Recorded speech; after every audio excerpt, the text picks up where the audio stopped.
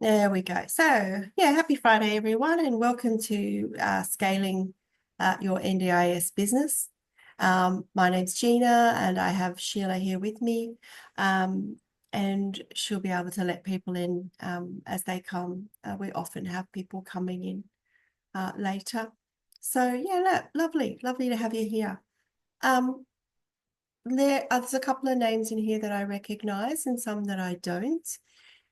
So give me a bit of a an idea of who's started scaling their business and it's run away from them, or I think that would be a nice place to start. Has anyone started and it's just getting a little bit out of hand? You can do a thumbs up if you want.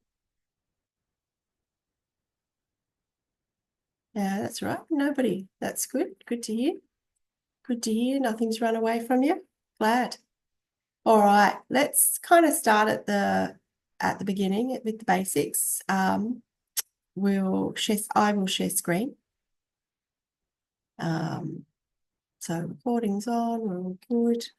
And off we go. Share screen. We don't really need to look at my calendar, that's pretty boring.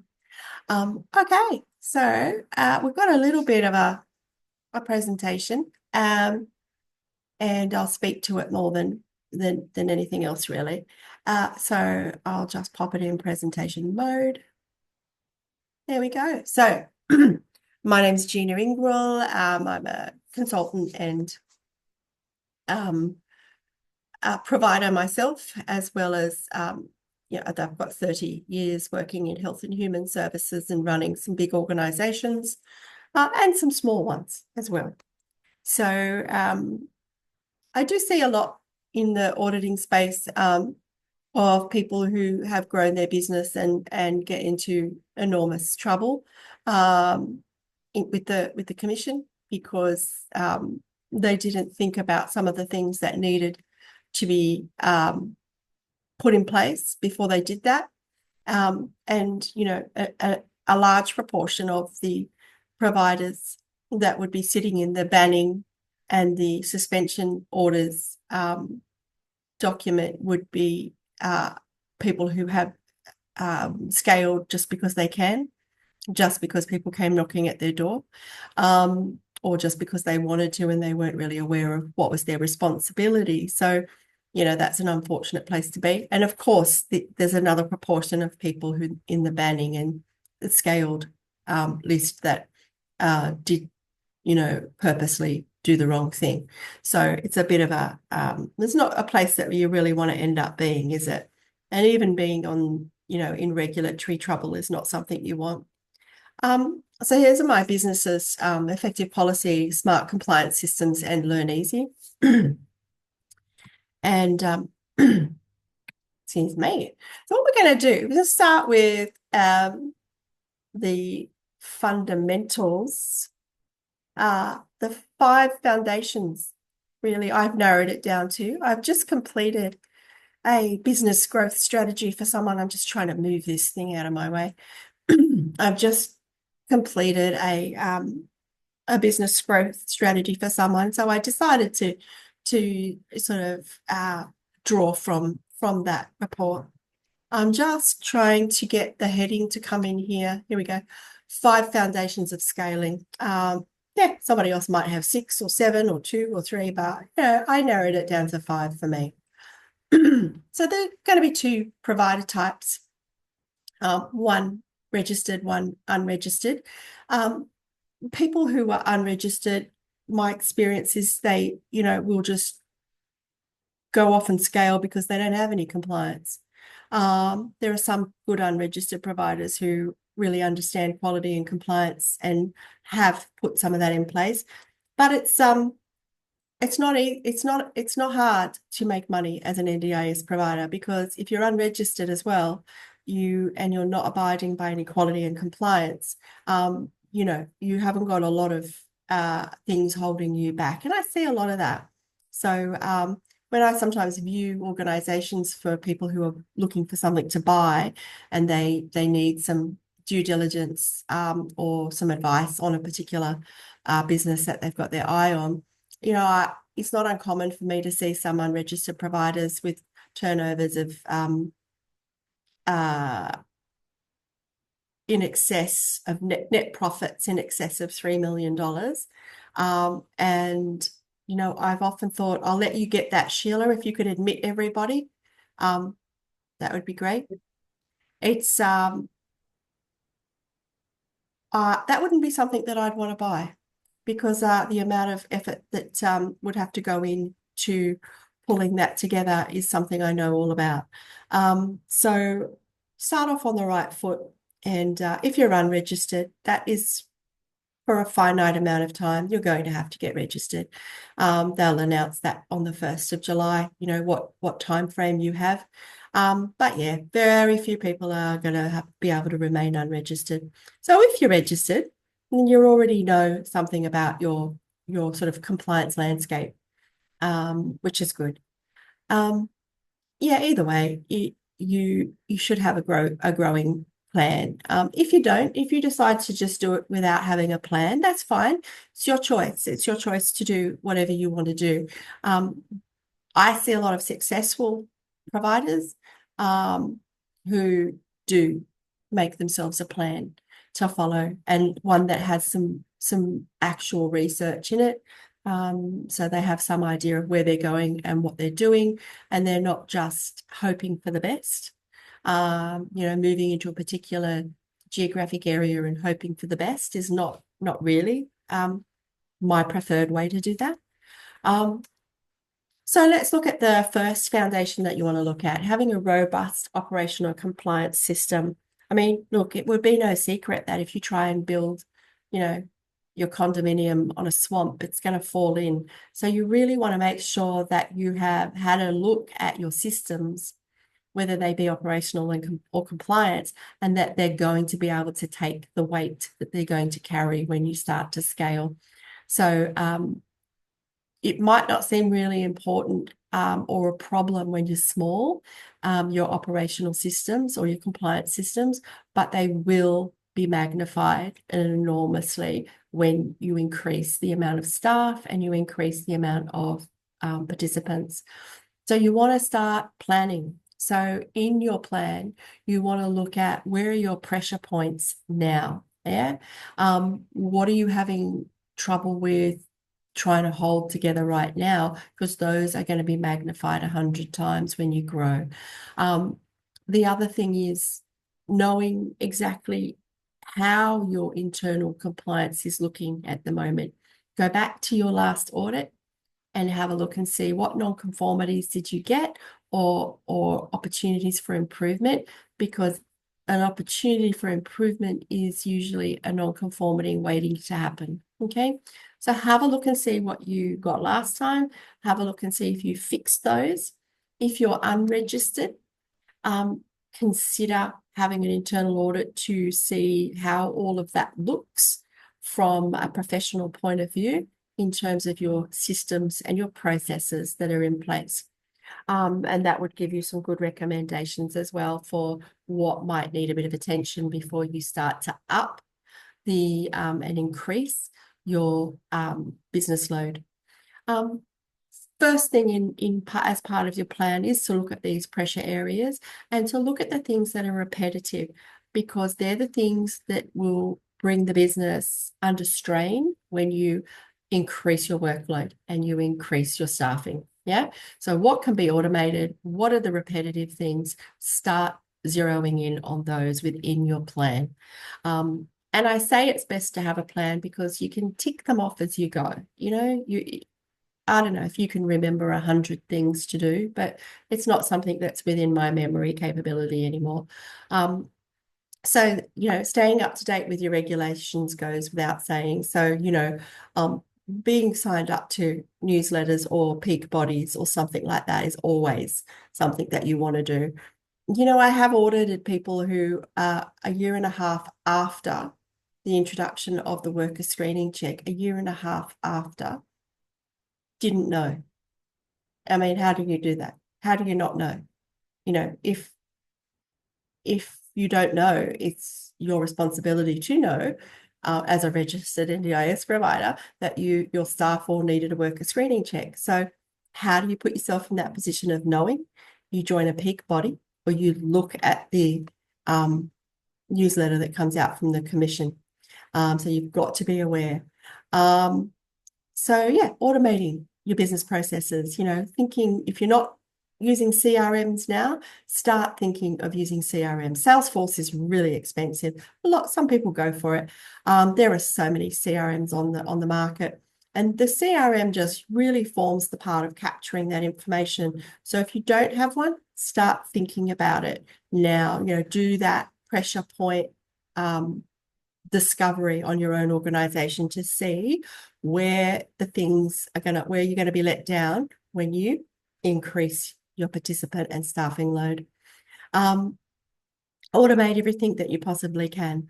And that goes for your workforce as well. So if you haven't already started looking around for automated onboarding in terms of, a learning system that you can, push of a button, someone can be onboarded with all of the most important information that's needed and the professional development thereafter, because obviously that is one of the biggest letdowns in audit for people, of course, still, is that their staff not having the correct onboarding and the correct and needed professional development according to the people they're working with. Yeah. So that robust operational and compliance foundation, you need to pull it apart and have a look and see what you've got. So you also want to have a plan for scaling your client acquisition and the retention of these clients. If you have a plan for that, great. That's really good that you have. If you've already got one that's part of your business plan, and some people do, you might just want to adapt that business plan, of course, to be a scaling plan. So why does this matter? Well, you need this structured approach to acquiring and onboarding people. You can just put it out there and take on anyone who comes to your door. Some people do that. That wouldn't be the way I'd approach it. The first thing that I'd want to do is, look at where I want to expand to, which services I want to expand in, and target those areas. So it matters that you have a strategy around this. So once again, in this area, you want to automate repetitive and time-consuming tasks, whether that's social media, whether that's, using email campaigns, etc. Checking the current need in your areas that you're considering. If you've got 5 areas to choose from in postcode areas, and you think without looking at what the demand is in those areas, I don't think that would be a very sensible way to approach it. So you'd want to go to the NDIS and aged care demand tool, and you want to have a look and see what's currently being spent in particular services. And so you're not choosing the service that's actually got the least spend on it. You know what I mean? Like, that wouldn't be sensible. So it isn't strategic to just say, I'm going to go and deliver group services in XYZ postcode if group services has the lowest attendance or lowest expenditure in that area. There are some groups that actually do have consistently across almost every postcode have the highest expenditure. Certainly you want to pre-plan enhancing that digital presence of yourself of that you have. And I think the thing that's complicated this area is that there are so many cowboy providers who have no idea what they're doing. There are so many cowboy consultants now who don't know what they're doing and are giving very bad advice. And there are so many social media and SEO and and pay-per-click people out there now, it's actually become a consumer nightmare because some of them aren't very good and they're still charging a lot of money. And I feel really, I feel very sad for some of the providers who've come to me being charged 18,000 or 35,000 to build them this campaign that's going to, bring them everything they ever wanted.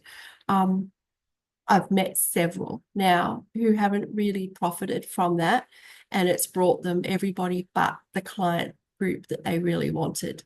The only thing I can say is you just simply have to choose very, very wisely and not be led by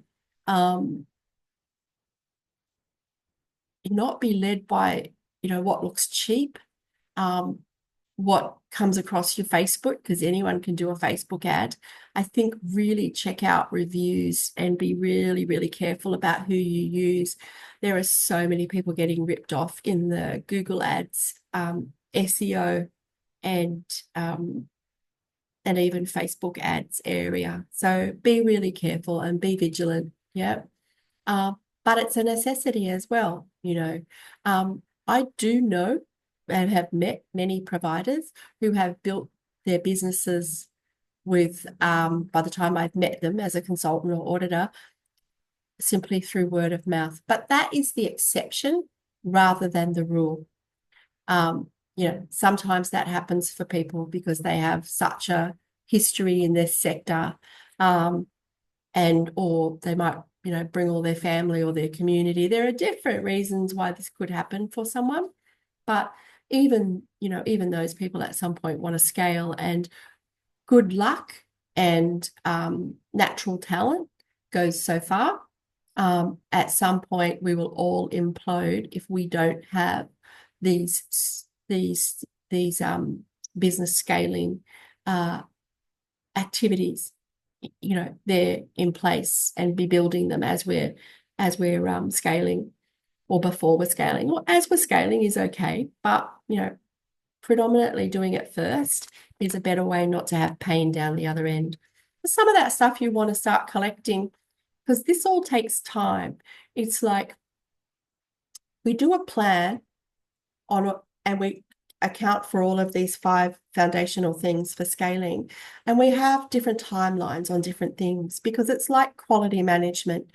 Some stuff takes a while to cook, and other stuff we can fix straight away, right? So, for example, if somebody comes to audit and they haven't got let's just say they haven't done a thorough assessment on all of their clients, and they've got 50 clients or 20 clients, they can't fix that in a day. So that is a thing that's going to take them a while to do. But if they come and they haven't got a policy for something, there's a very good chance they could go and get one by the end of that day. So some things take a while to cook, and other things are easy fixes. And this is what you want to go through. In fact, I think it's one of the most important components, apart from putting the plan together, strategic scaling plan, is putting the timings on it so that you're starting the things that need to be done first, and they're going to be ready at the right timings. And some of that is going to be building your digital presence, getting your quality and compliance in hand, and making sure that everything is working okay before you start building. Yeah. Knowing the timings on things is really important. And look, the providers we know Facebook, Instagram are just, incredibly important for NDIS services. The testimonials are really good as well. Now, your financial readiness, okay? So how ready are you? What sort of money do you have that you've put away? Have you put money in the bank? Yeah. Scaling isn't easy to do if you don't have capital to assist you, but I do know that it can be done, but slower. Now, if you're one that doesn't have a lot of capital to spend at this point, then in a way that supports you being able to get that plan done and have it in place, because there's no reason why you can't take on a few clients, but we're talking about scaling. We're talking about really growing, growing in different geographic areas, putting new services in that you didn't have before. So the key actions for financial readiness. So have a look at your revenue streams and, optimize your pricings. So, with NDIS, sometimes not everyone charges the price that's in the guide. Others charge different prices. So, have a good look at your pricing and look at the profitability like I talked about in the postcode areas. Just because you love group centres doesn't mean that going into postcode, 355, is going to be good if that's the lowest expenditure and highest competition for that group. Please look at what the areas have and then decide which services you should tackle first. That's the sensible way to do that. Try and find some capital if you can.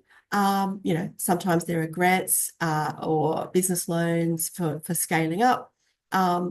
Think carefully about acquiring SIL properties, whereabouts they're going to be. Is there a need in that area? I'm almost certain that nobody's going to go and buy a SIL property or get a rental on a SIL property if the expenditure is low in that area. I mean, I think that's something that you probably would all think about. I'd like to think. But there might be some people who haven't thought to do that. So please look at the current expenditure in those areas. So you're not, throwing away money.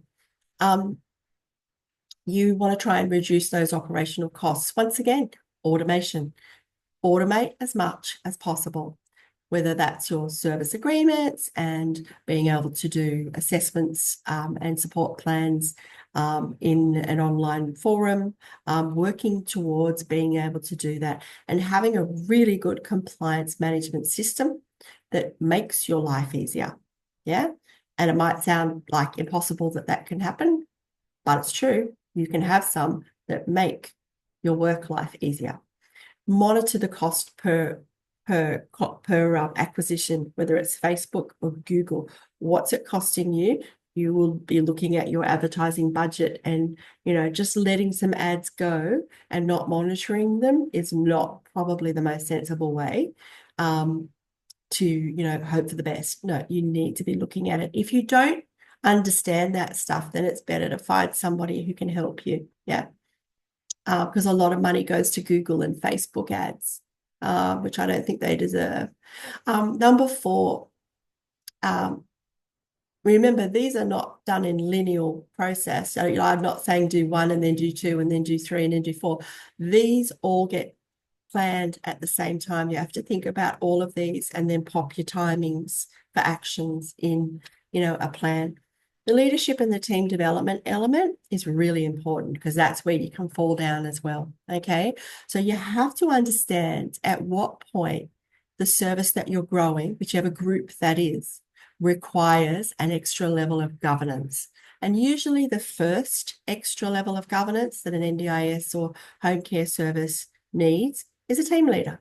Yeah. So it might be, at how many people does this particular service require me to have that team leader now? Yeah. So increasing that layer of governance so that things don't get out of control. And then planning your own leadership as well, making sure that you're equipped. Do you need anyone under you that has a bit more knowledge than you if you're an owner? Are you being asked to scale a business for somebody else and you're getting really poor leadership on the top? So knowing all of that is really helpful. So why does this matter? I've probably already spoken that.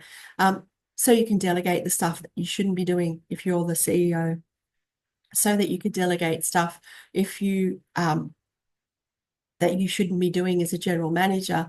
You need somebody else to do that stuff. Is your time worth doing some of the stuff you're doing? You need to ask yourself, when I don't have a social media person, I find myself doing social media. Is that good value for my time, given what I actually do for a living? I love social media, but it's not a good expenditure of my time because while I'm looking inward, I am not looking outward, and you need to remember that. If you're an owner, a CEO, a general manager, what is your role in that organization? If it's looking inward, that's fine. but don't look so far inward that you're delivering services on a regular basis, because you won't be doing the general manager stuff. So we have to remember what it is that we need to do to be able to keep on being viable and growing that viability. So it's not good use of my time to do social media, even if I love it. So some of the key actions that you'll do around this would be, establish that strong leadership. What does it look like now? And do you have an idea of what it might look like later? But be very vigilant in changing what it looks like as it does grow. You can wait for the pressure to become too much and you experience that fall, or you can be proactive and try to preempt what structure you're going to need at each step. Team leaders, really important. First sign of an organization growing effectively is that need for the team leader. Well, not the need. The need's not the sign of effectively. The effectively is when they put a team leader in place. And sometimes that doesn't have to be a full-time role. Sometimes it could be that one person in that team becomes the team leader, because it's about that scaling and viability. Sometimes there isn't enough for a team leader to be nothing but a team leader. Somebody has to sort of wear that sort of dual hat. Happens in nursing homes all the time, has done forever. So improve on your training and retention strategies, because obviously we see a lot of people who lose all their staff for a variety of reasons, which are not a surprise. Every time you have staff leaving, the ones that you didn't want to leave, it's costing you money and time. And in fact, that's probably one of the most exhausting things, I think, is retraining staff. So, make sure that you've planned ahead and you're not learning by each mistake. Have a plan. This is part of your plan. You follow it, your staff follow it, it gets implemented, and it gets monitored as you go along, and you change things that may not be working for you or have worked for you, but now they need adapting. So you want to make sure you've got professional development for your frontline staff. You want to make sure that your compliance meetings and all your compliances are in place, especially the most important things. The things that will get you most into trouble, you need to provide incentives and career progression in your own way. It doesn't mean that everybody's got the capacity for promotions in every area of their organization, but there must be something that you can do. So you want to try not to get into that revolving door where you've got people coming and going all the time. CEOs, and I've said it, so I'll say it again, CEOs, owners, general managers, you can't keep doing core business and stay healthy as an organization or a person.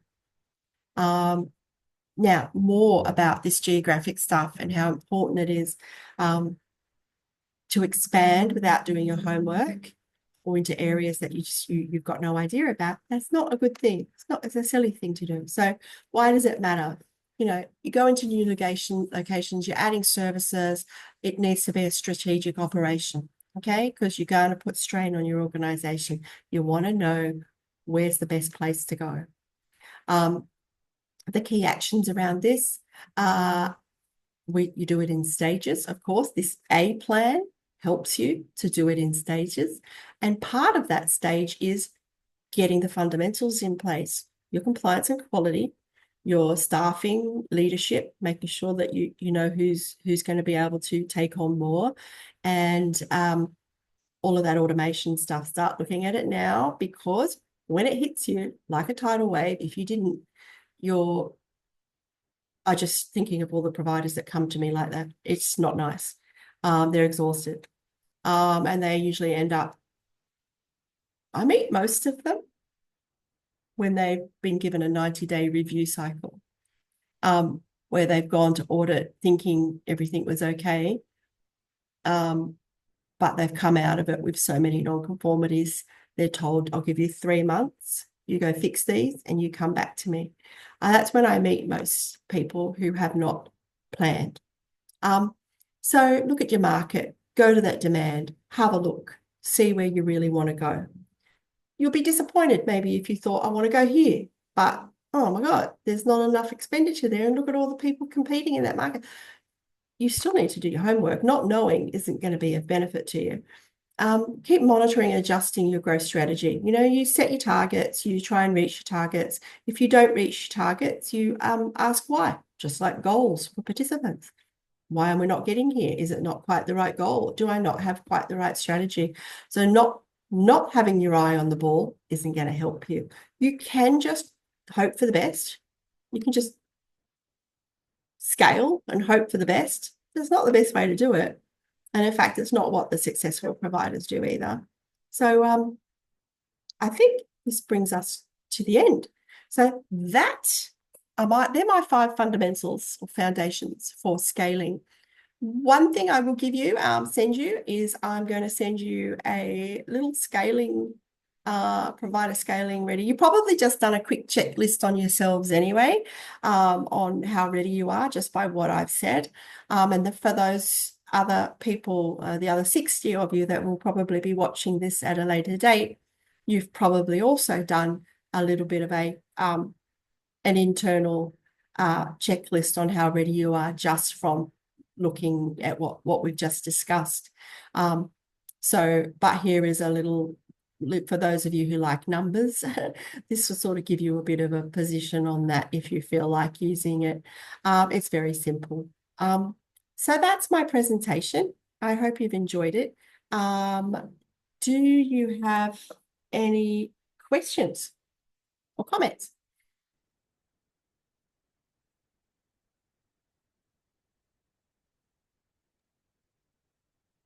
Of anyone, you can unmute yourself if you have questions.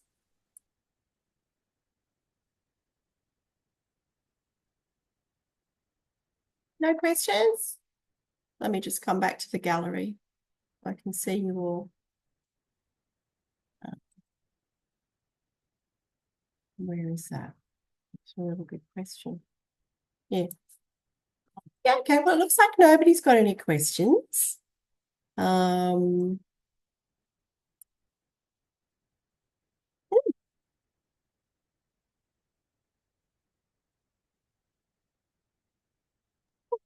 We have a just, question from Osman. yeah, Do you have a program for a new business starting out, coaching, etc.? like a program for scaling, or you mean a new business from scratch? Of from From scratch. Um, Well, yeah, I mean, we have our registration program for people getting registered. What we offer for people who are just unsure about what they're doing is you can jump in and into some of our training on our LMS, which if you got the owner manager bundle of webinars, you would be able to watch all of my previous webinars about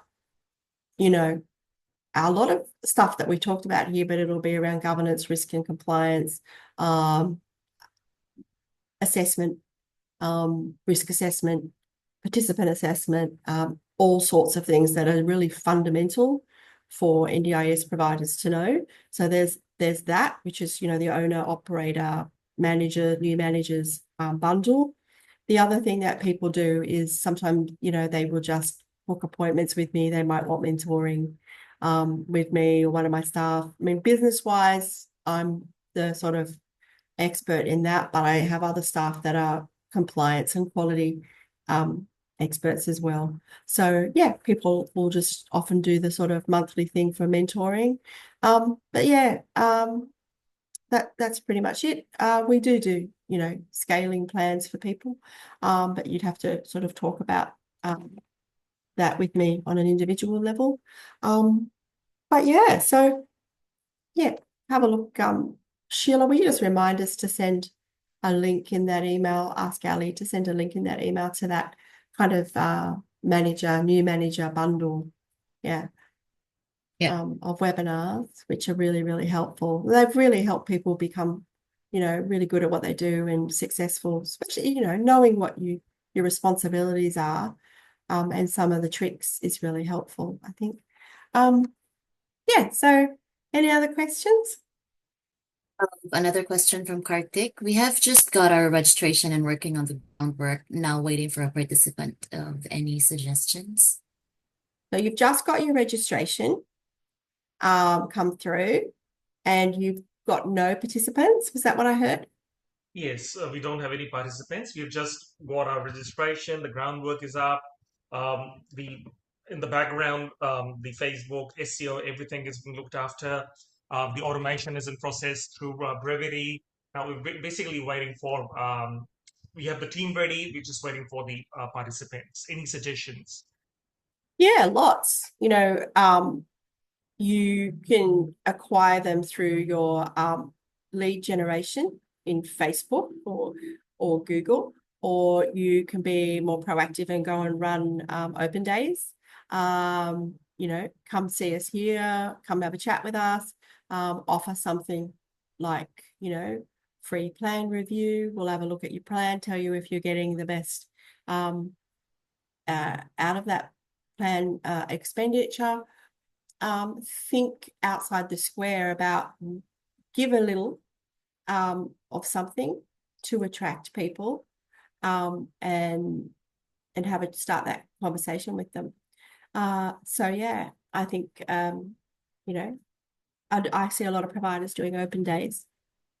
You can come in and meet, make it a nice time, participants and support coordinators. I mean, obviously you have to try to build relationships with the support coordinators because they're the gatekeepers, which, I don't really like that situation. I think it gives far too much power to a support coordinator, and a lot of them don't have, a lot of them, in my view, don't deserve that power. And a lot of them don't have any qualifications and have come into this learning as they're flying the plane, like learning to fly as they're building it. And I don't appreciate that. I just don't think that that's been very good for our country at all. But you're going to have to cozy up to them. So, so think of every way that you can that you'd want to be approached, Yes. and how you can show off how good a time someone is going to have with you. Yeah, No worries. Thank you so much. that's okay. Yep, go Hello, ahead. hello. Can the unregistered people do internal audit? Oh, absolutely. Yeah, yeah. Anyone can have an internal audit. Yeah. And, given that, I mean, I I would think it's a good idea anyway, but that's just who I am because, I mean, obviously I'm a Nazi for, compliance and quality. But having said that, it's not that far off before you're all going to be made to register. So I think that the most sensible thing to do is to have an internal audit, know what you have to fix, know what's missing, and start working on it now. Because, for example, when people come to us and they've got for registration and they've been in business for quite some time, they are the hardest to get registered because you already have so many clients. So you've got a lot of work to do. And never once have I ever met one provider that's been unregistered that hasn't had a lot of work to do. It's just never happened. So, yeah, Excuse me. So unregistered providers, uh, they will be affected in the new legislations. you bet. They can practice normally like registered providers. And what is the difference between them with the new legislation? What? Well, what we know so far is that we know 100% with certainty that all support coordinators, all SIL providers, and all platform providers will have to register. We know that with certainty. Yeah. Okay. What we're unsure about is the levels of registration for all the others. So if you've taken the registration group providing personal care in a shared environment, you will be considered a SIL provider. That is the SIL, that is the key to the SIL provider registration. So you will be required, whether you're using it or not, to register. So we know those three things for sure. The levels of registration, we only had seen a draft of that, and we've all given feedback on what we think of that. But we do know that everybody will have to register. It's just a matter of at what level. Now, I hear a lot of people say, but I'm just a sole trader. I don't care. You have to register because you're a danger to everybody if you're working on your own. It's working on your own as a support worker that is the most dangerous thing for the population receiving these services. The sole trader thing means nothing. If you're doing support work, you will be expected to register because that's a high-risk service. Yeah. Yeah, The thank you. people who are going to get less compliance are going to be allied health professionals and those who have a professional body that they have to answer to. They'll be the people that get less compliance, and people who sell Thank mobility you so equipment. much. Thank you. But the moment you do a support work, you are considered high risk. There's a very good reason for that, because most of the support workers out there don't have any experience, and most of the owners of the businesses don't have any experience either. So that's why it's considered high risk. Yeah. Okay, thank you. No worries. Now, was there one other question? Of another one from Claire. Claire. Hi, Claire. Sorry, I couldn't find the microphone. To say, will there be a differential, do you think, between companies that look after high intensity clients versus low support Yeah, needs? they'll be the extreme high risk. So Okay. anyone with a module 1 already is considered high risk, and people doing support work are high risk. Yeah. So absolutely, they'll still be in the high risk. Yeah. And, you know, I don't know exactly how the new one will look, but I don't think it's going to look much different to that. It's just the registration levels we're waiting to hear about. Yeah. But there isn't, there aren't any auditors that don't agree that those registrations should be, forced. Oh, yes, I appreciate that. It was more a Yeah. question, what you're providing to high intensity clients is a very different. Yeah, that will be the next level up. Yeah. So, at the moment we've got, you've got your verification, then you've got certification, which is high risk because it's support work. Yeah. And then you've got higher risk, which is your module 1. Yeah. Thanks. Yeah, that's okay. Gina, have you looked at the I suppose the cost benefit difference for a new startup to maybe buy an existing service versus who's got registration and clients versus actually going through the process of starting up themselves? Have you sort of ever done that analysis? I mean, I've looked a bit of that. I mean, I haven't done it formally, but I mean, I've dabbled a bit in selling businesses and stuff like that, and helping people buy businesses. It just depends. I don't think the cost benefit part is the biggest deal. It's whether the person has the money to buy that business that's already running. That would be the underlying question. If you've got the money, then yeah, cost benefit might become the question to answer. But most people who are starting up, they don't have, a few $100,000. And what I can tell you is that I see a lot of them making a lot of money. So I don't think this is a government funded service. You're not actually, and I'm not trying to be rude here. It's not actually brain surgery that NDIS providers are going out and making money, because these are essential services. So if you were to turn this into a different sort of business, one that you have to actually convince somebody to buy your product, you know what I mean? Then I think there's a whole lot of skill in that, but people need these services. So Like, this isn't meant at anyone. This is just like, well, duh, everybody, these people need to be serviced. So people are going to make money. Now, some of them just might compete better in that playing field. But yeah, I see a lot. And a lot that I don't like and a lot that I do like. Yeah. Thank you. Yeah. It's very interesting. So you can take that business pretty quickly up to a fairly high earning business. So, but yeah. But also I think there's a lot to be said for buying one that's already in business. But then I also worry about, I don't know if you've heard the scam that someone is selling businesses and then they're taking the staff and the clients away after the fact. So wherever there's money to be made, there's always that potential for people to find a way to do the wrong thing. So, yeah. So be careful out there.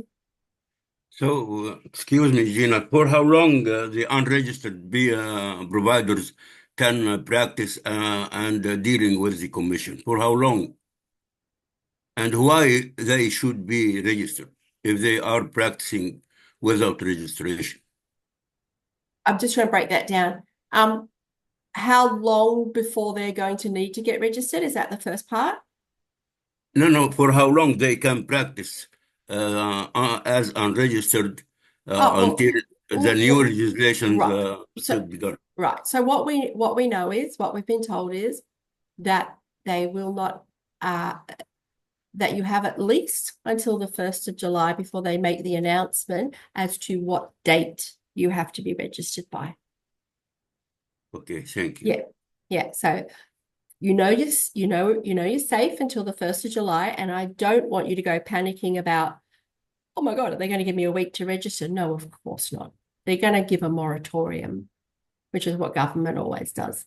They're going to say you have 1 or 2 years, or they'll say something like, we give you a year to make sure your application's in, or they might say 2 years. So, I'm only just pulling figures out of my head.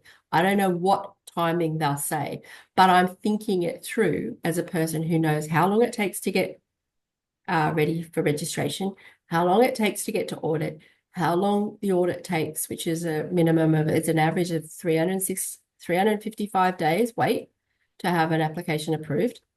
So I'm thinking that they'll say you've got 2 years to make sure everyone's got their application in.